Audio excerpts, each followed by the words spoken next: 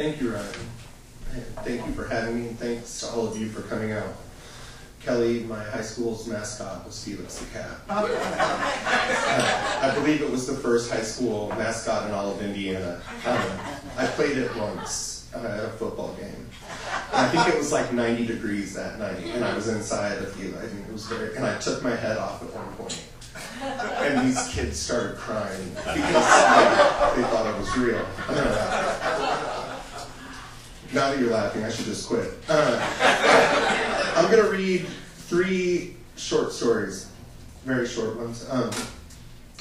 The first one's an older story. It's called Let X, and it has variables in it, if you remember those from math class. So when you hear X, imagine it in italics, and there's also Y and Z. Let X equal the moment just after he tells her he's starting a club for people who know something about computers. It is summer 1984, and this is their grade school playground. She is idling on a swing over a patch of scuffed earth. He stands just off to the side, one hand on the chain of the swing next to hers. Let Y equal her laughter. Her laughter sounds like a prank phone call at 3 a.m. It sounds a little evil.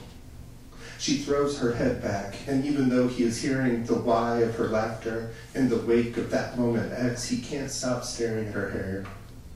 He can't believe how black, how shiny, how perfect it is. She stands up out of the swing and asks, "What do you know about computers?" It is 1984. Nobody at this elementary school or in Monmouth, Illinois in general knows all that much about computers. Let Z equal the face he makes. The face is not a reaction to her question, but to her laughter. He was trying to impress her with this computer club. He knows she is smarter than he is. He knows that she was, in fact, smarter than everyone in the entire 5th grade, and that next year, when they start pre-algebra, she will be the smartest person in the 6th grade, too. He can't help the Z of his face. He feels humiliated. His ears are tiny fires, and her hair and face, both of which he finds beautiful, has always found beautiful, are beginning to blur together. She has stopped laughing, but he can still hear the ghost of it as he searches for a variable that might make it as if none of this ever happened. In a moment, she will step closer to him, recognizing in some way his humiliation and wanting to make him feel better, but he will think she is about to say or do something even worse than she has already done, and he will misinterpret her gesture. When she gets close to him, he will kick her in the stomach, harder than he has ever kicked anyone. He will regret this before she even begins to cry.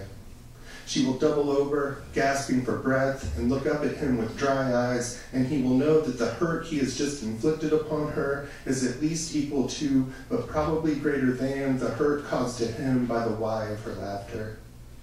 He will feel terrible, and he will immediately think back to X, the variable that started this whole rotten equation. Let X equal not the moment just after he tells her about the computer club, but the moment just before it. Let X be his saying nothing about this club, and instead telling her something he's always wanted to say.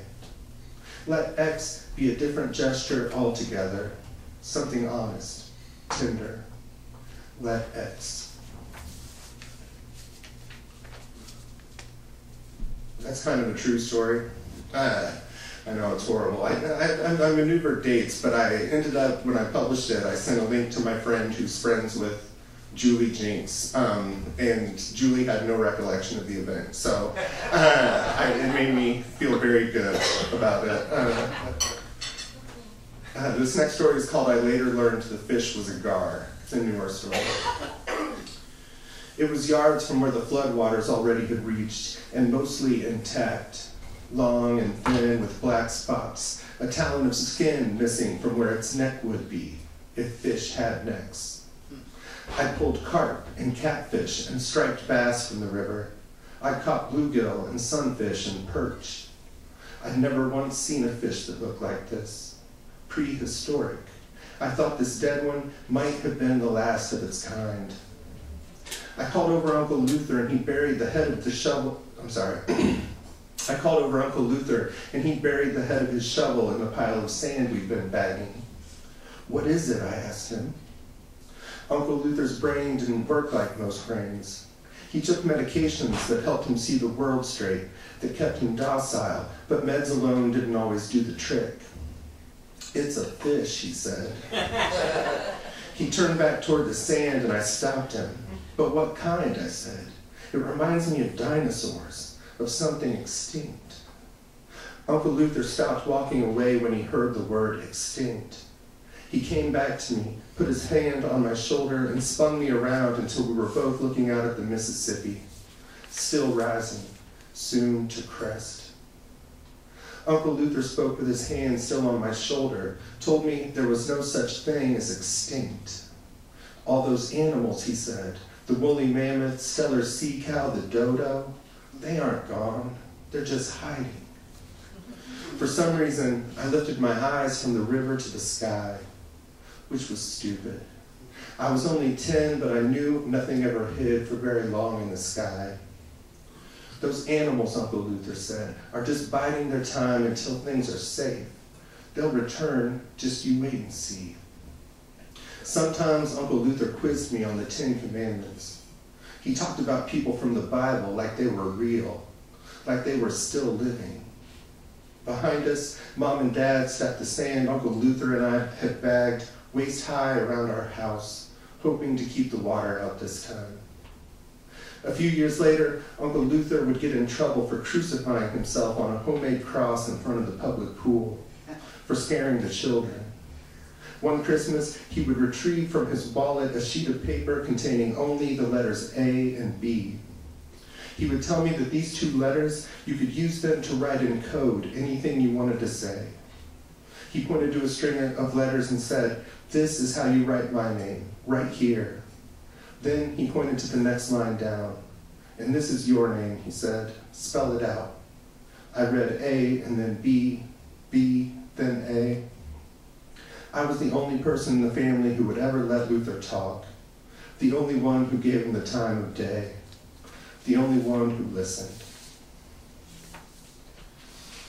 This next story, this last one, I teach at a college where we're on quarters or terms or whatever, so fall is really awesome because we start in like the middle of September and we're done before Thanksgiving, but winter and spring is like a 20-week-long semester. And I started at the end of that spring term to work on stories about Pac-Man and Elvis Presley. And I might have just been really tired. I'm like, oh, I think this is good, but I think I might have just been sleep deprived. So this is one of those stories. It's very new. It's called Woodwinds. Pac-Man and Elvis, they're roommates and they're kind of hipsters. That's all I'll tell you about it. Pac-Man and Elvis Presley were listening to Ornette Coleman's The Shape of Jazz to Come on vinyl. The sky had turned pre-tornadic, was lit up with darkness like the inside of a bruise. Elvis said something about chord structures, about what it meant for Coleman to abandon them, but Pac-Man wasn't really listening. He hated thunderstorms. This was West Central Illinois, late April 2014, though both of them had a kind of complicated relationship with time and place. Elvis thought time was mere abstraction. Pac-Man liked to think there was more to it than that. The weather app on Pac-Man's phone showed dark clouds, lightning. "Should we go to the basement?" he said. Elvis made a quieting motion with his hand, looked at the turntable with faraway eyes. Pac-Man checked his email. He sent a text. Their Wi-Fi was still working, which he figured was a good sign, but then he looked out the window and saw a cloud standing still in the sky. Beneath the music, he thought he heard a bird go quiet. "Are you listening?" Elvis said. "Did you hear that?" Pac-Man sometimes wondered whether every moment he endured on a daily basis wasn't also being suffered by each and every human being alive that had ever lived. He worried about ghosts, about a hunger that intermittently nudged at his soul, seemed impossible to quell. How did the writing go today, he asked. Elvis was working on a book of poems told via a series of letters addressed to Mary Todd Lincoln. He'd been at it for 3 years, was calling it his life's work. I don't want to talk about it, Elvis said. Pac-Man wrote mostly short stories, but lately his heart hadn't been in it. He'd read some alt-lit books by Tao Lin and Marie Calloway, and something about it made him think that his own work, that all literary work, was silly, meant nothing. A siren began to sound. Pac-Man looked at his phone, turned it over in his hands. When he realized the siren was coming from outside, he remembered the static of his parents' weather radio, the cobwebs in the cellar. He remembered his mother, who liked to stand on the front porch and storm watch until the situation outside turned truly dire. Pac-Man never got used to it. Every time it stormed like this and his mother stepped out onto the porch, he was certain she was going to die. Elvis seemed not to hear the siren, the one letting them know they should take shelter, prepare for the worst. This album laid the foundation, he said. Who knows what the world would look like right now if it had never been made? Pac-Man stood and left the room. That album, the one Elvis was so absorbed in, they bought it at American Apparel. It had been on sale for like $5. Pac-Man thought about funnel clouds and the alto saxophone. He thought about the word woodwind. He'd always loved that word. He didn't know what it had to do with the music coming from the turntable or with the brass and the single reed mouthpiece, and that's what he liked about it the most. How it seemed to have nothing at all to do with anything. He activated the voice recorder on his phone and walked to the stairs that led to the basement. Standing at the threshold, he whispered the word woodwind. He held his phone close to his face and played the recording back, listened to faint jazz coming from the living room, his feet on the hardwood floors, and the word woodwind.